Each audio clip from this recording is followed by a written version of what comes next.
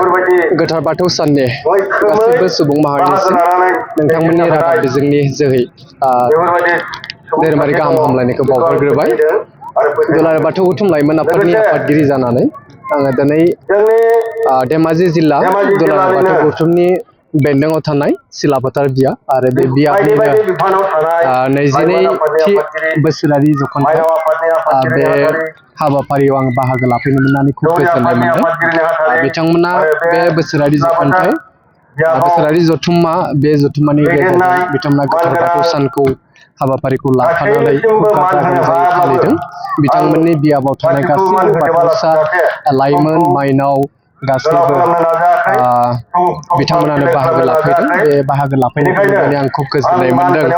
आरो बेयो सिलाफोथार ओनसोलनि बे अरुणाचल हादाबजोंनि खाथियाव थानाय खुब खम बेवहाय बर' गामिफ्रा बर' न'खरफ्रा दा बेबायदि थावनियावबो जे जोंनि बाथौ धोरोमखौ फोसावनाय फेरनायनि बाथ्रा बा बाथौ धोरोमखौ फोथांना लाखिनायनि बाथ्राखौ साननानै जे बिथांमोना बावहाय गाजा गोमजायै बाहागो लाफैदों।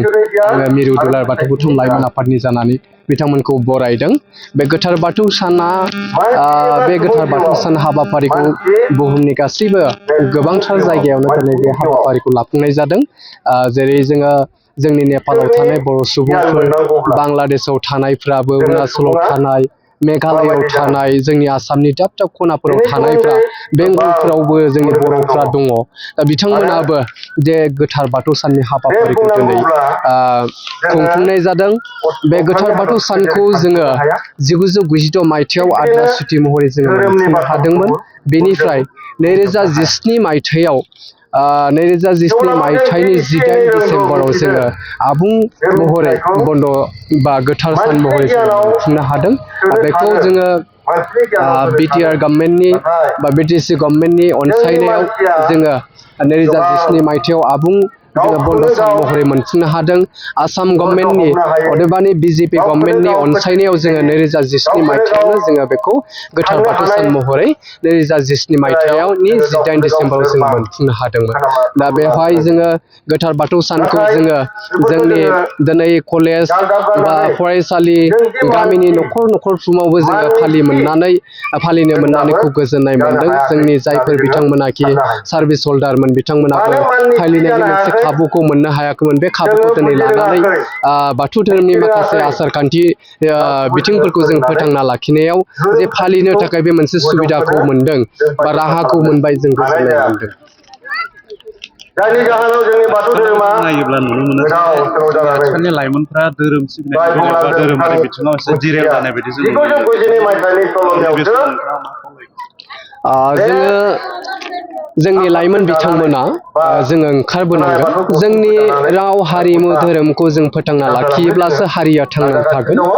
आरो हारिया थांना थानो थाखाय जिखिनि नांगौ आसार खान्थि, राव हारिमु, बेनि फालिनाय खान्थिफोर आरो बाथौ धोरोमा जे बिगियानिक मोनसे साइन्टिफिक धोरोम, बे मोनसे बिथिङा दङ। दा बेखौ फोथांना लाखिनो थाखाय जोङो लाइमोन बिथांमोनानो ओंखारबोनांगोन। दिनैनि गोदान जेनेरेसनफ्रानो बा जोंनि लाइमोनानो मोनसे हारिनि सिनस्रि, जाय हारिनि सिनस्रि जों हारिखौ थांनानै बुहुमाव बर' हारिखौ माहारियारि मास्टारेस दानायनि बाथ्रा हारि हिसाबै जों गायसननायनि बिथिङाव जोङो नोजोर होयोब्ला जोंनि लाइमोन बिथांमोनानो बिबानखौ रुजुननानै दिनै ओंखारबोथारनांगोन। जे धोरोम सिबिनानै बा धोरोमनि माखासे हाबाफारियाव थांनानै जोङो मा मोननो होनोब्ला जोङो खुब गेदेर मोनसे गोरोन्थि जागोन। जाय आसार खान्थिफोरखौ, रावफोरखौ, हारिमुफोरखौ जों लानानै हारि हिसाबै थांनानै दङ, दा बे बिथिंफोरखौ, हारिमुखौ जों फोथांनानै लाखिथारनाया जों साफ्रोमबो लाइमोनफोरनिनो दायथ'। लाइमोनफोरजों लोगोसे जोंनि साफ्रोमबो बाथौ सिबियारिफोरनिनो बे मावथारनो गोनां बिबान दङ। दा बेवहाय जोङो बिथांमोनाबो लैहोर लैहोर बाहागो लाफैनांगोन। धोरोमनि गेजेरजोंसो जोङो जोंनि जिउखौ मोजाङै दैदेनलांनो हायो। जोंनि फरायनाय जिउखौ जोंनि लाइमोन जिउखौ मोजां मोनसे गोथार लामाजों जों दैदेनलांनो हायो। जायफोर लाइमोन बिथांमोनानिखि धोरोमनि लामाजों हान्थिलांनो हाया, दा बेफोरबायदि लाइमोन बिथांमोना सा ससेयावनो जिउआ हयथ' मोनसे लामा आन्दायनांनाय बेबायदि जाहैनो हायो। मानोना धोरोमनि लामायाव मोनसे थार लामा दङ, बेवहाय रावखौबो इनाय अनागार खालामै आरो रावनिबो हिंसा खालामै बेबायदि माखासे मोन्थोरफोरा हाबनानै थायो। आरो बेबायदि जोङो रावखौबो हिंसा खालामै रावनिबो गाज्रि सानफेरै बेबायदि मोनसे बिथिंजों जोङो जेब्ला जोंनि मेलेमखौ जोङो लाबोनो हागोन, सुस्रांनो हागोन, अब्लानो जोंनि लामा हान्थिनाया, फरायसा जिउनि हान्थिनाया, जोंनि लाइमोन जिउ हान्थिनाया खुब मोजां जानानै फैयो। बर' सुबुंफोरनाव मोनसे गेदेर जेंनाबो दं जे मोनसे समाव बर'आ राव गोमागोन, माबा गोमागोन, बिजों गोमालांगोन बा बर' हारिया लासैनो गोमालांगोन। जे बाथौ सिबियारिफोराबो बेबायदि मोनसे साननाय दं नामा जे बाथौ धोरोमा मोनसे समाव लासैनो गोमालांगोन? जोंहा दिनै जोङो जोंनि लाइमोनफ्रा जुदि लोब लोब ओंखारबोआब्ला, गावनि आङो बुंबोबाय थादों, नोंथांमोननि एसे सिगाङावबो बुंबाय आङो, जे गावनि हारिमुखौ जुदि फोजाखांनो ओंखारबोआब्ला बेयो हयथ' लोरबां जानो हागौ। आरो बेयाव नाथाय आथिखालाव ओरैबायदि मोनसे हारि दङ, बे गोग्लैसोनानै थानाय बेबायदि जोङो मोननो नागिरा। दङब्लाबो जोङो साननांगोन जे बेवहाय माने हारि हिसाबै थांना थानो थाखाय बयबो नारा नाथा नाजानानै गोजौ फारसेखै थांनो नागिरो, रावबो हारिया उनफिननो नागिरा। दा बेबायदि मोनसे बिथिङाव जोंबो नाजानाया थाथारनांगोन, बे नाजानायखौ लानानै जोङो आवगायबोनांगोन। बेनिखायनो जोंनि लाइमोन बिथांमोना फैयोब्लानो, मावोब्लानो, धोरोमनि फारसे, राव हारिमुनि फारसे, सोलोंथाइनि फारसे मावनो सिगांनो ओंखारबोयोब्लानो जोंनि बाथौ धोरोमा मुलुग दरबाराव जौगागोन।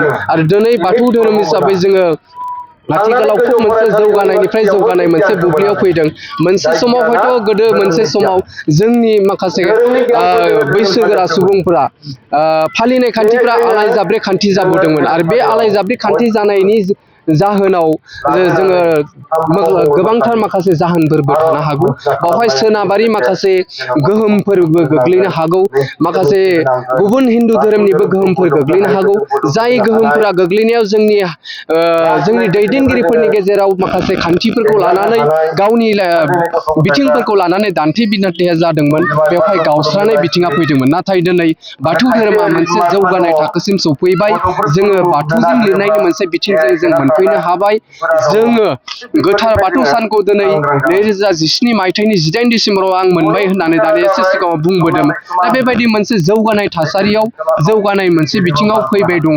दा बेवहाय जोङो लोरबां जानायनि मोनसे बिथिंखौ जोङो नुहुरा।